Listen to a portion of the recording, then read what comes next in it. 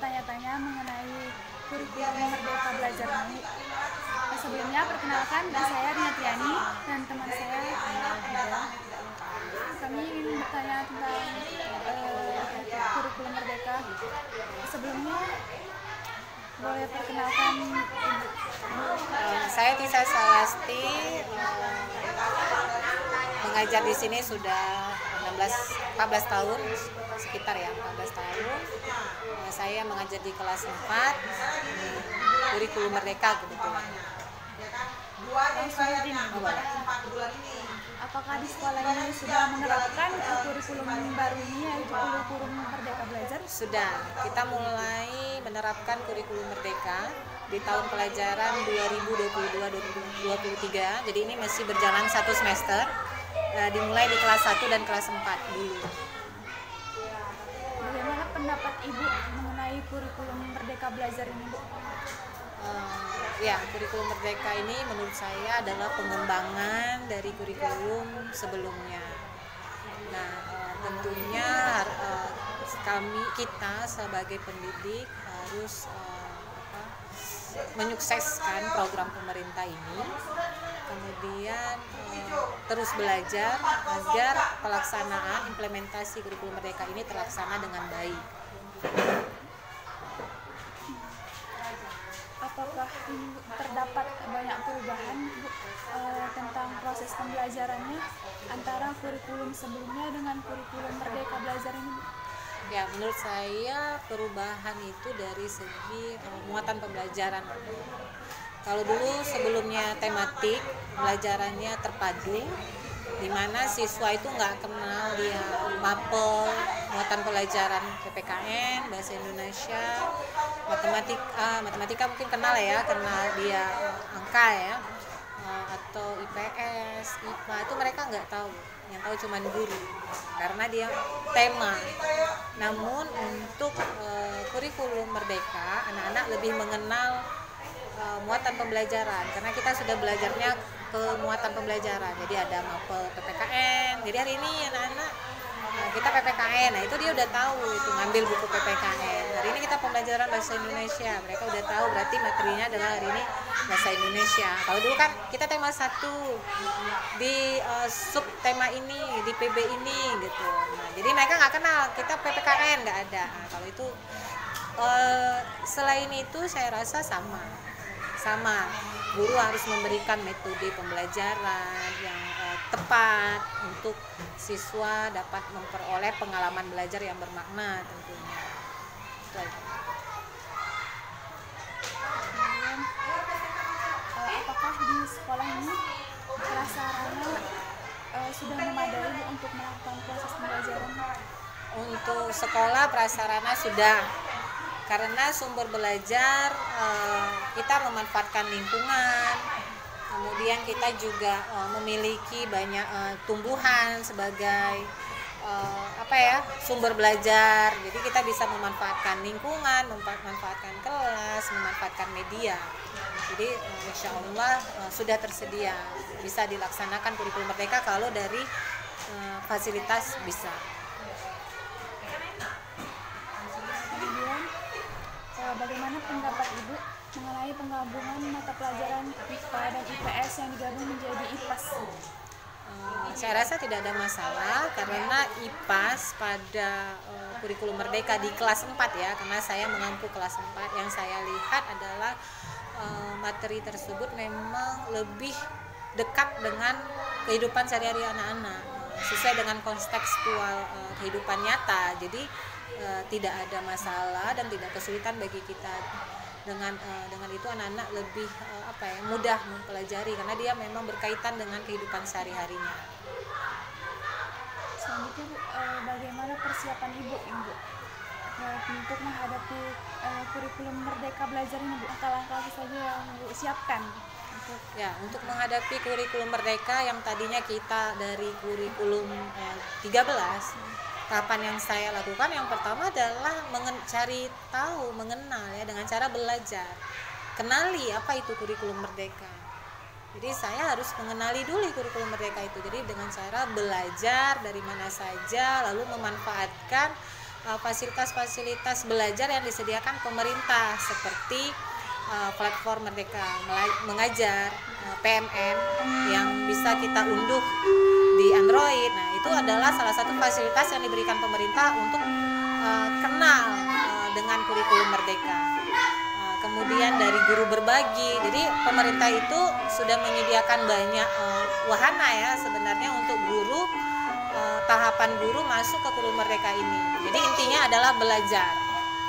Apakah ada pelatihan khusus untuk Pelatihan khusus yang dibuat pemerintah tidak ada, tetapi itu tadi pemerintah menyediakan platform Merdeka Mengajar tadi atau yang disebut PMM yang bisa kita unduh di Android kita, lalu atau kita langsung dari laptop kita, kemudian dari kegiatan-kegiatan seperti guru penggerak, guru praktik, kemudian di website guru berbagi. Nah, jadi pemerintah menyediakan fasilitas tersebut agar guru-guru bisa belajar dengan mandiri. Mungkin tujuannya kita tidak meninggalkan peserta didik di sekolah.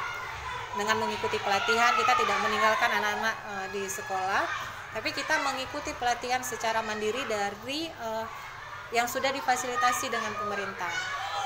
Kemudian dari pengawas juga turun langsung ke sekolah menginformasikan mengenai kurikulum Merdeka seperti itu. apakah ada kendala yang Ibu hadapi selama kurikulum Merdeka? Kendala pasti ada, yang namanya perubahan pasti ada kendala.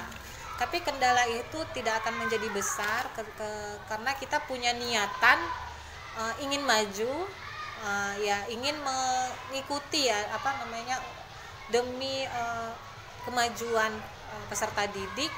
Kendala itu akan kecil dengan kalau kita mau berusaha. Jadi intinya kendala itu saya rasa bukan sesuatu yang besar.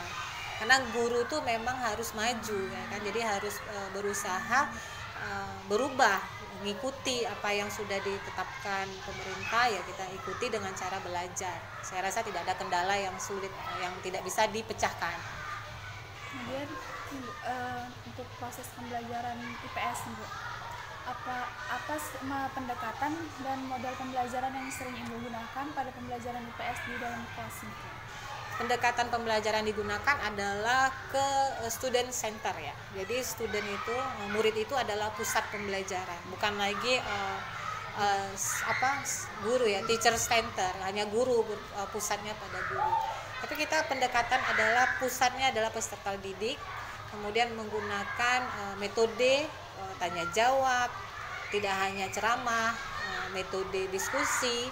Anak-anak kita ajak melakukan kegiatan kolaborasi, jadi menyesuaikan karena IPS itu adalah pembelajaran yang membutuhkan interaksi. Maka metode kita, pendekatan kita adalah anak-anak melakukan interaksi, melakukan kolaborasi, tidak monoton lagi dengan metode ceramah, tidak lagi dengan metode yang klasikal, tidak seperti itu, dan memanfaatkan banyak sumber belajar, baik lingkungan bisa sebagai sumber belajar, kemudian narasumber nggak hanya guru, bisa juga dari masyarakat itu sebagai sumber belajar atau narasumber mereka. Untuk medianya, Bu, media yang Ibu gunakan tuh? Saya biasa menggunakan media audio visual seperti menggunakan Infocus, menayangkan video-video pembelajaran. Apakah video pembelajaran itu yang saya unduh dari YouTube atau video-video pembelajaran yang kita buat sendiri menggunakan aplikasi KineMaster atau Filmora atau lagi sekarang Canva. Jadi anak-anak sudah bisa media itu memang yang mereka bisa lihat, bisa mereka dengar, atau media belajar seperti demonstrasi menggunakan TIK atau menggunakan apa-apa yang ada di lingkungannya. Bagaimana cara Ibu memberikan nilai seperti mengelompokkan nilai sehari-hari, tugas, nilai ujian yang berakhir pada nilai rapor? Oke, untuk di kurikulum Merdeka ini penilaian itu ada penilaian formatif. Penilaian formatif itu adalah penilaian setelah kegiatan pembelajaran untuk mengevaluasi apakah siswa ini dapat atau tuntas dari materi yang kita ajarkan. Apa anak-anak ini dapat nih materi yang saya ajarkan gitu kan, kita akan memberikan evaluasi setelah pembelajaran atau biasanya disebut formatif ya. Nah, nilai formatif ini untuk di kurikulum Merdeka itu dikumpulkan atau saya listkan di dalam daftar nilainya. Kemudian nanti ada penilaian sumatif namanya. Penilaian sumatif ini setiap setelah satu unit atau satu bab pembelajaran atau dari beberapa materi yang udah saya ajarkan dalam satu TP ya, yang asalnya dari ATP tadi, itu namanya sumatif. Atau kalau dulu penilaian harian. Nah, jadi ini sumatif 1, sumatif 2 sesuai dengan unit yang sudah kita ajarkan atau bab yang sudah kita ajarkan. Nah, setelah itu kalau di kurikulum K13 ada PTS, penilaian tengah semester. Pada kurikulum Merdeka itu tidak wajib. PTS itu tidak wajib. Ya, tapi kita bisa ambil sumatif tadi. Begitu juga setelah PTS ada PAS, penilaian akhir semester. Pada kurikulum K13 mungkin masih menggunakan, tapi pada kurikulum Merdeka PAS tadi tidak wajib. Menjadi penilaian pilihan. Boleh dilakukan, boleh tidak. Yang mana yang wajib? Itu tadi penilaian sumatif per bab masing-masing pada materi yang sudah kita ajarkan. Nah, jadi untuk penilaian akhir rapor, kalau saya buat PTS berarti penilaian sumatif tambahkan PTS lalu PAS ya. Tapi kalau tidak mengambil PTS dan PAS tadi, penilaian akhir karena nggak wajib pada kurikulum Merdeka, dari penilaian sumatif dan formatif untuk membantu penilaian sumatif. Seperti itu. Bisa dipahami? Bisa. Apa pendapat Ibu untuk kami sebagai mahasiswa PGMI yang nantinya akan menjadi pendidik? Ya, sama seperti saran untuk diri saya sendiri, mungkin ya, pengingat diri sendiri, jangan berhenti belajar. Walaupun nanti kamu akan sudah jadi pendidik, sudah menjadi guru, itu bukan berarti kamu berhenti jadi pembelajar, bukan berarti kamu berhenti jadi pelajar. Nah, setelah kamu jadi guru, kamu adalah pembelajar yang terus sepanjang hayatmu. Nah, jadi kalau guru berhenti menjadi pembelajar, hanya mendidik, saya yakin anak-anak didik kita hanya di situ-situ aja kemampuannya, sesuai dengan kemampuan kita. Jadi jadikanlah peserta didik itu adalah cermin kita. Kita maunya peserta didik meningkat dari akhlaknya, meningkat kemampuan kognitifnya, afektifnya, kemudian psikomotornya. Maka kita kembangkan ketiga itu untuk diri kita sendiri. Karena kita adalah akan menjadi seseorang yang jadi teladan, jadi yang digugu oleh murid kita. Maka kita harus menjadikan diri kita seperti harapan kita kepada murid kita. Seperti itu saran saya sebagai kalian yang muda-muda ini, semangat untuk menjadi pembelajar. Baik, alhamdulillah telah terjawab semua pertanyaan-pertanyaan mengenai kurikulum Merdeka Belajar. Kami ucapkan terima kasih banyak kepada Ibu yang telah meluangkan waktunya. Kami mohon izin untuk kembali ke kampus ya. Silakan. Terima kasih kembali. Banyak. Assalamualaikum warahmatullahi wabarakatuh.